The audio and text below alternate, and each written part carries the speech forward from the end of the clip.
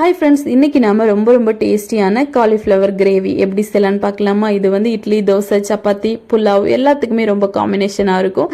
இதுக்காக ஒரே ஒரு காலிஃப்ளவரை நல்லா சூடான தண்ணியில் போட்டு அப்படியே எடுத்துக்கோங்க. அப்புறமா ஒரு 5 வரமிளகாவையும் நல்லா ஊற போட்டு எடுத்துட்டு இது கூட கொஞ்சமாக இஞ்சி, ஒரு 2 தக்காளி, கொஞ்சம் சோம்பு போட்டு அரைச்சி வச்சுக்கலாம். இப்போ ஒரு கடாயில் கொஞ்சமாக எண்ணெய் சேர்த்து நம்ம ஊற வச்சிருந்தோம்ல காலிஃப்ளவர், அது எல்லாத்தையும் நல்லா வறுத்தெடுங்க.